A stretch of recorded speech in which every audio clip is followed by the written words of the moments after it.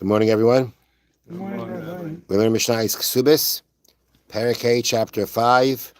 We're in the middle of Mishnah Vav, Mishnah 6, but we just start from the beginning and read through the beginning quickly, and then we'll get to the part we didn't do a couple of days ago. Hamadar is Ishna Matashma Shamita, a person who vows and makes a vow against his wife or regarding his wife that they're not they cannot she cannot have benefit from him. He cannot have benefit from her for marital relations. So he's making a vow about his wife that makes marital relations forbidden. Beis Shammai say he can do that. Vow can be made for up to 2 weeks. After that, she can demand a divorce and gets paid her ksuba. We consider it his fault if it ended a marriage. Beis Hillel say 1 week's time. More than 1 week already, she can demand a divorce and get her ksuba. That's what we did previously. Now we continue with the new part.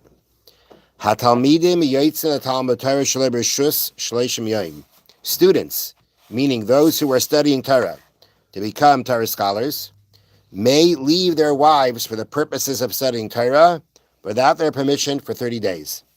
Now, we're going to see in the next part of the Mishnah, as the Mishnah goes on, that a Torah scholar has an obligation once a week of marital relations with his wife. Now, he wants to go study Torah, and he needs to be gone for longer. I mean, there could be a point, let's say if he was studying locally, then that's what the Mishnah says later on, that it's an obligation once a week. But now, in order for him to study Torah, he wants to go away. And his wife doesn't want to let him. So the Mishnah says the Talmidim, the students for studying Torah, can leave their wives without permission for 30 days at a time.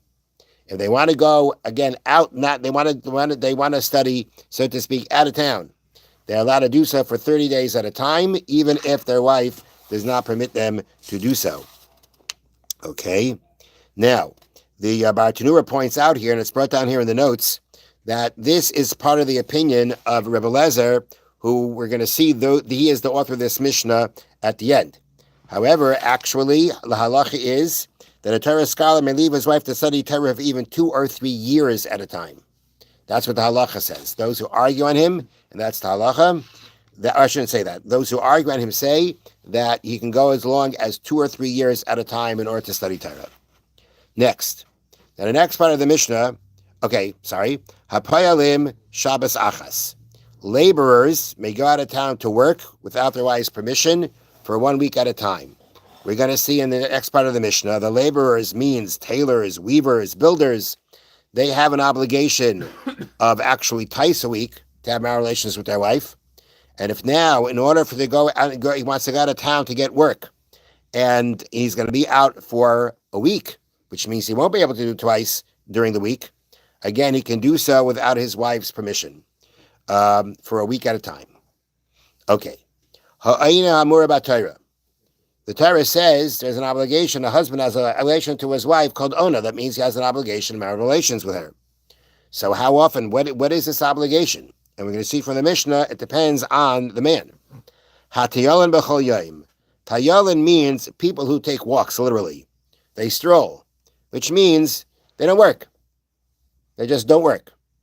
Okay? Maybe they have a big Yerusha, they got a big inheritance. They don't need to work, and they don't work. So b'chol yom, they would have an obligation every day. If the wife wanted, every day they'd have to do it. Because being that they don't engage in work, they're not weakened by it, that means they have the time and the energy to do it. Therefore, if she wants every day, you got to do every day. Hapayalim, the laborers, as we just mentioned before, shnayim b'Shabbos, they have an obligation to do it twice a week. Hachamorim, donkey drivers, whose job is to deliver produce in different places, and they travel away, and they travel for several days at a time. Achas b'Shabbos, their obligation is once a week, meaning they will be coming home, and therefore, so they maybe don't wait for it for several days. They won't be able to do twice a week like the laborers, but once a week they should be able to do. Hagamolim, the camel drivers. Now the camel drivers, they go for weeks at a time delivering packages in distant places. So they're way longer for their job. their obligation is l'shloshim yom, once every 30 days. Hasapanim, the sailors, that means they travel by sea and they're gone for a lot longer. Achas v'shesh chadashim, their obligation is once every 6 months, because that is how far that's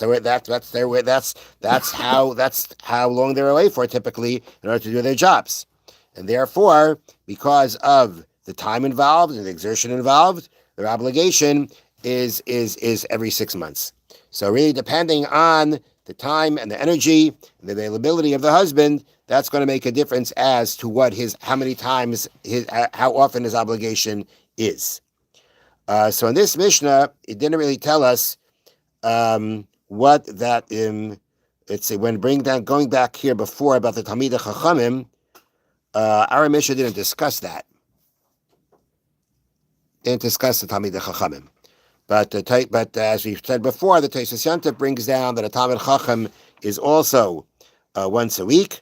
But the earlier part of the Mishnah said that if he wants to go out of town to study Torah, then he would be able to do so for a certain amount of time, even against her will.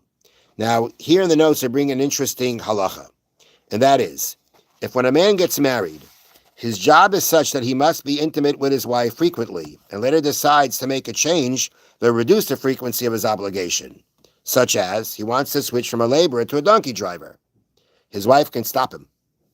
Since she married him expecting a certain frequency, he may not provide less than her expectation. There is an exception, however, with respect to a studying Torah. If a man wants to leave his job to become a Torah scholar, his wife cannot stop him, even if the change will reduce his obligation. So when it comes to doing a different job, she can stop him if it reduces his obligation, but not if he wants to go and study to become a Talmid Chacham, a Torah scholar.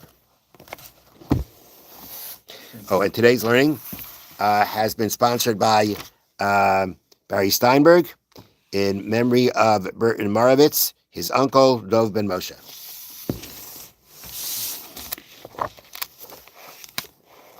All right. So the previous part of the Chofetz Chaim was talking about giving an example about being able to warn a person from someone that may harm him. Okay, now, and the case was a situation where you have a person who is a bit on the gullible side, and he's walking into a store where the storekeeper is the kind of person who's waiting to be able to take advantage of this kind of person, and how you're allowed to warn him. All this is talking about where you want to warn this customer so they shouldn't be cheated. He shouldn't come to get cheated. But what if the story is you already purchased it? You already purchased the item. And you know that this guy ripped them off. Either because of the fact that he cheated him out, he overcharged him, or because of the fact that there are other flaws in this thing which he doesn't realize. Totally bazet. So then to go and tell him, meaning to tell the victim about this, depends. If let's say according to Torah law, there's really nothing he can make a claim against the person who cheated him. Either because he cheated him in less than a sixth of the value. There's specific halachas when a person overcharges as to when you can go back and demand your item back. Just because he overcharged you to some degree doesn't mean that now you have a right to demand it back. So let's say, if the case here is that he was cheated, but there's nothing he can do because he overcharged him less than a sixth. Or let's say already the time has passed to show him, to evaluate it some way to know that he was overcharged, or for some other reason that because of that the person cheated loses out. There's nothing you can do about it. Now to go over to the person, the victim, and tell him, look, this guy really ripped you off. But again, there's no purpose. There's nothing going to come from it. That's for sure the Isser of Rechilas. Being